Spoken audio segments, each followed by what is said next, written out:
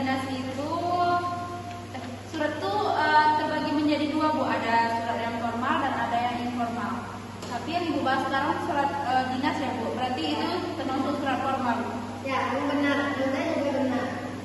Baik, sekarang kita akan menjelaskan pengertian tentang surat dinas. Secara umum, surat dinas adalah suatu surat resmi yang biasanya dikeluarkan oleh sebuah instansi. Surat dinas dikeluarkan oleh sebuah instansi.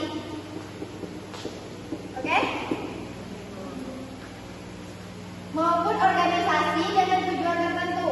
Adapun surat ini umumnya berisi mengenai hal-hal yang berkaitan dengan kedinasan dari suatu lembaga maupun instansi tersebut. Kemudian surat ini biasanya dikeluarkan oleh suatu instansi baik pemerintah maupun swasta demi berbagai kebutuhan. Surat ini sendiri sudah biasa dijadikan alat komunikasi yang tertulis untuk media penyampaian warta mengenai kedinasan yang dibuat oleh pejabat organisasi atau instansi tersebut. Surat dinas yang pertama, surat dinas berfungsi sebagai dalam kerja. Fungsi yang pertama, pedoman dalam kerja.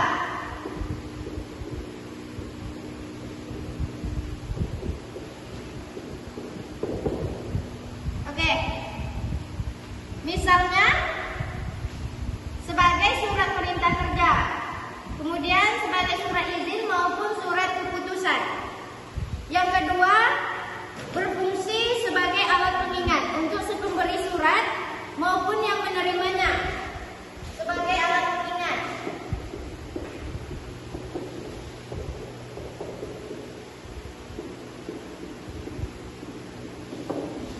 Oke, mari kita lanjutkan. Selanjutnya berfungsi untuk bukti adanya suatu perubahan dan juga perkembangan di suatu lembaga. Berfungsi sebagai bukti. Kemudian berfungsi sebagai alat pengikat yang resmi.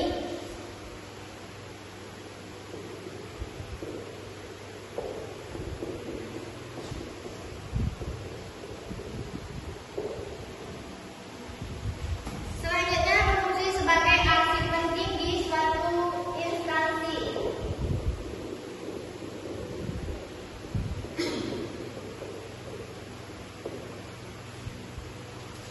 Dari berbagai macam fungsi ini, apakah kalian ada yang ingin ditanyakan?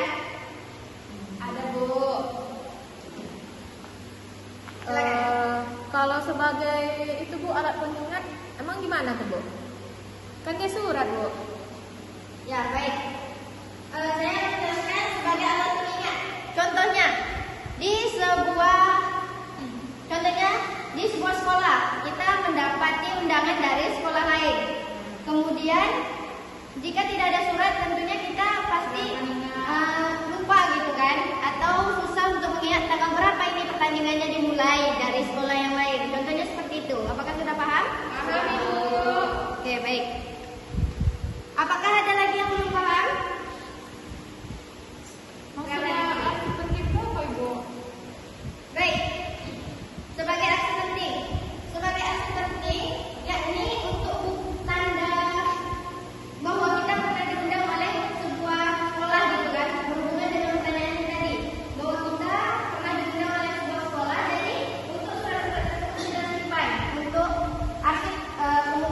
arsip yang akan kita lampirkan jika kita pernah diundang oleh sekolah-sekolah yang pernah mengundang kita, ya. Baik, itu. Apakah sudah paham? Paham, Bu. Baik. Sekarang kita lanjutkan ke syarat-syarat surat dinas. Apakah sebelumnya kalian pernah mengetahui apa itu syarat-syarat surat dinas? Sudah, Bu. Sudah, Bu. Coba sebutkan. Diketahui pengirimnya, Ada yang tahu lagi? tanggalnya. Ada lagi? Itu, Bu, stempel, dikasih stempel, Bu, karena itu kan untuk bukti. Kop surat, Bu. Baik, Ibu akan menjelaskan. Yang kalian jawab itu bukan syarat-syarat surat dinas. Itu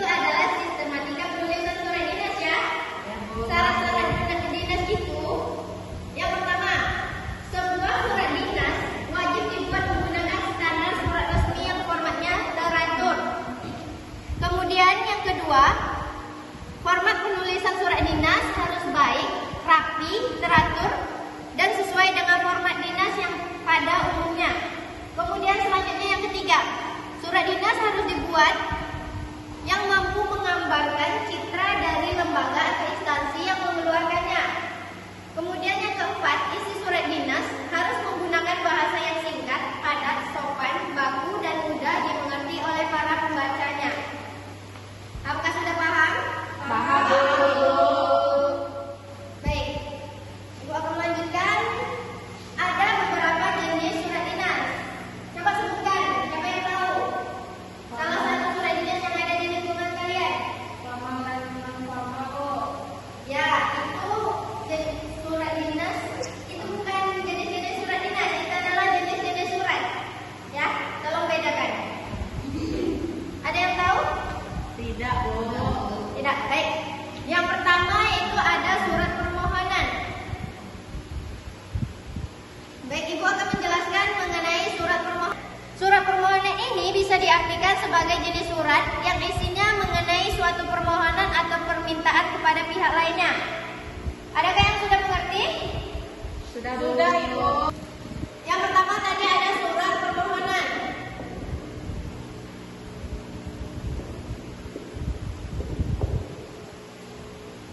Di dalam surat permohonan ini harusnya mengandung beberapa pokok seperti yang pertama, identitas. Identitas dari si pemohon. Yang kedua ada isi dari surat pemohon. Yang ketiga tujuan peserta, alasan dari pemohon. Yang keempat batas waktu dalam menjawab surat pemohon. Dan yang kelima ada pernyataan yang menunjukkan suatu kesungguhan dalam memohon atau meminta. Apa ada yang ingin ditanyakan sampai sini? Tidak, Ibu. Baik, kita lanjutkan. Yang kedua ada surat keterangan. Jenis surat dinas yang kedua ada surat keterangan. Surat keterangan ini merupakan surat resmi yang isinya tentang suatu keterangan resmi dari keadaan atau status seseorang. Barang yang biasanya dikeluarkan oleh pejabat yang bertanggung jawab. Kemudian ada surat perjanjian kerja. Surat perjanjian kerja merupakan surat dinas yang isinya tentang sebuah kesepakatan untuk bisa bekerja di suatu perusahaan. Ibu sudah memberikan contoh surat dinas ke kalian. Tolong diperhatikan ya. Yang pertama ada kepala surat atau kop surat. Ada yang tahu apa ini kepala surat?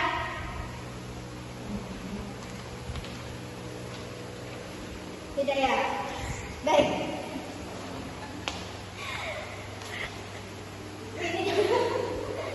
Iya duduk sendiri dulu. Baik, Ibu akan menjelaskan mengenai struktur surat dinas. Yang pertama ada kepala surat. Yang ini ya. Lihat. Seperti kop surat gitu. Ya, kepala surat disebut juga dengan kop surat.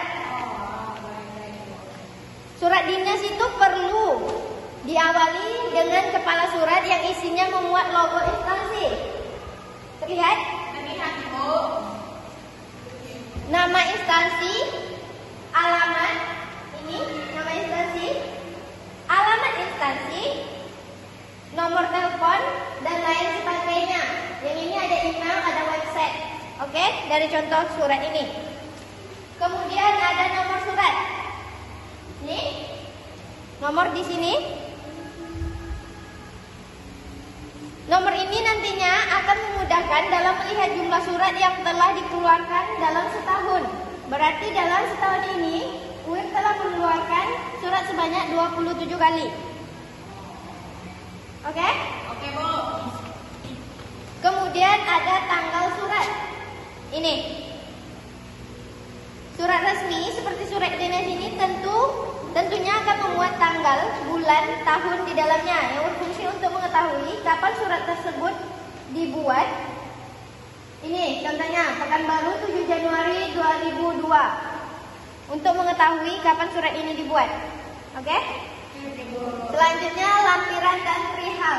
Lampiran dan perihal. Dalam surat resmi seperti surat dinas, kadang ada dokumen yang dilampirkan sebagai pendukung. Dan ini tidak ada ya. Kemudian alamat tujuan. Surat dinas ini harus mencantumkan alamat tujuan yang lengkap supaya proses pengiriman menjadi lebih mudah. Oke, lanjut.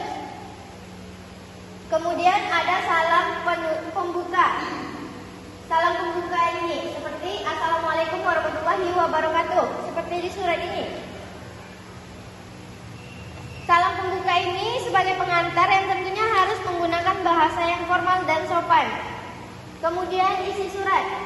Di isi surat ini kita menjelaskan tentang tujuan dari surat ini dikirimkan. Oke. Dan tentunya di dalam tujuan surat ini tidak boleh bertele-tele. Kemudian ada salam penutup. Salam penutup ini tunggu. Kemudian ada salam penutup, diberikan sebagai bukti untuk menunjukkan sikap yang baik dalam komunikasi. Seperti ini, demikian disampaikan atas perhatian kerjasama, diucapkan terima kasih. Wassalam. Kemudian dilanjutkan dengan tanda tangan. Ya, dilanjutkan dengan tanda tangan. Kemudian yang terakhir, jika ada, maka ada tebusan. Apabila ingin diketahui oleh pihak lain, maka surat resmi bisa membuat salinan atau tebusannya. Tapi ini tidak ada ya. Baik, itulah struktur pembuatan surat dinas. Apakah ada yang ingin ditanyakan? Berarti sudah paham semua ya? Iya, Ibu. Baik, karena kalian sudah paham, waktu pun menunjukkan sudah waktu istirahat ya. Maka Ibu akan menugaskan kalian untuk membuat satu surat dinas mengenai kegiatan sekolah.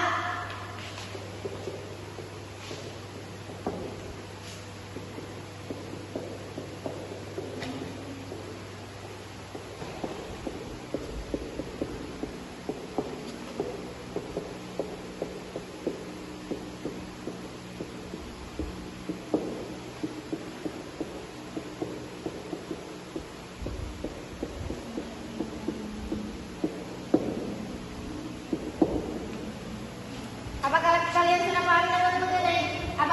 sudah paham mengenai tugas ini? Itu dikumpul kapan, Bu? Ya, waktu pengumpulan tugas ini Ibu beri waktu 1 minggu. Pertemuan minggu depan tugas ini sudah harus dikumpulkan. Baik, Bu. Oke, jika kalian tidak ada yang ingin ditanyakan lagi, sekarang kalian kemas buku kalian rapi-rapi. Kemudian kalian mulai istirahat ya.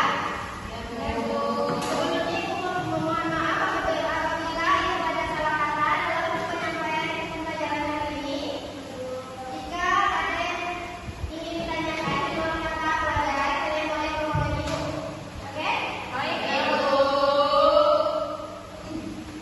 Baiklah, tadi kita tidak sempat mengabsen. Benar kan? Oke, jadi kita akan mengabsen saja terlebih dahulu. Siapa yang tidak hadir hari ini? Bina, Bu.